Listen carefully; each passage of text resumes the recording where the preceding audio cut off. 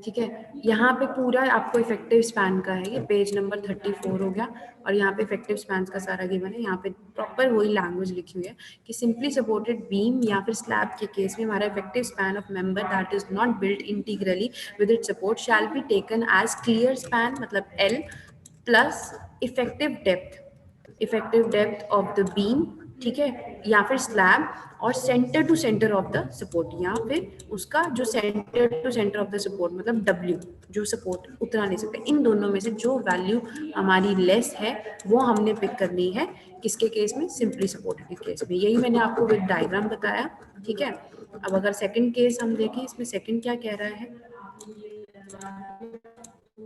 Continuous beam का, ये लिखा कॉन्टिन्यूस बीम और स्लैब के केस में, in this case continuous beam और slab if the width of the support is less than 1/2 of the clear span. मैंने यही आपको बताया था कि अगर बी आपका क्या है, अगर आपका बी लेस देन है 1/12 ऑफ क्लियर स्पैन समझते हो ना, स्लैब का जो अगर सपोर्ट्स हैं इधर, ठीक है, तो उसके यहाँ का बीच का जो distance that is clear span.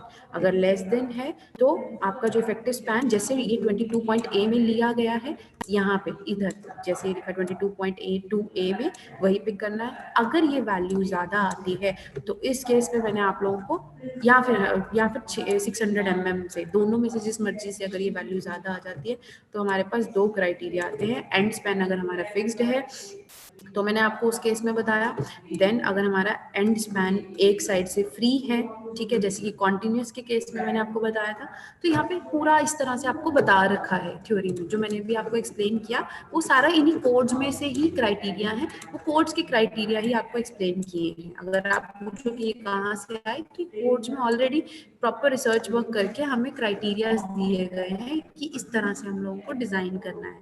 Similarly अगर आपको कैंटिलीवर का यहाँ पे मेंशन किया हुआ इन्होंने, ये जो सी पॉइंट है कैंटिलीवर का है, कैंटिलीवर का क्या कह रहा है, the effective length of cantilever shall be taken as its length to the face of the support plus half the effective depth. यही बोला था कि अगर ये कैंटिलीवर है, ठीक है, इसका यहाँ से लेकर जितनी लेंथ है प्लस इस, अगर ये एल है, प्लस इसका इफेक्टिव डेप्थ का हाफ, वही बोला वो half the effective depth except where it form the end of the continuous beam. अगर ये कॉन्टिन्यूस बीम का एंड हो जाता है यहाँ पे और इसके आगे यहाँ पे आपका कैंटिलीवर है, तो उस केस में क्या बोला था कि इस सपोर्ट के सेंटर से लेकर यहाँ तक का डिस्टेंस, मतलब एल प्लस ये वाला डिस्टेंस, ये वाला डिस्टेंस कितना हो जाएगा, सपोर्ट की विड्थ का हाफ। तो यही कैंटिलीवर के दो क्राइटेरिया थे, ठीक है। तो समझ आया कि ये इफेक्टिव डेप्थ के क्राइटेरिया कहाँ से पिक किए गए हैं, जो मैंने अभी आपको समझाए थे। फ्रेम्स का आपको कुछ लेना देना नहीं है, आपको फ्रेम्स की जरूरत नहीं है। चलिए यहाँ तक क्लियर। Yes ma'am. ये तो इफेक्टिव स्पैन की बात हुई डिजाइन में। नेक्स्ट जो हमारे पास आता है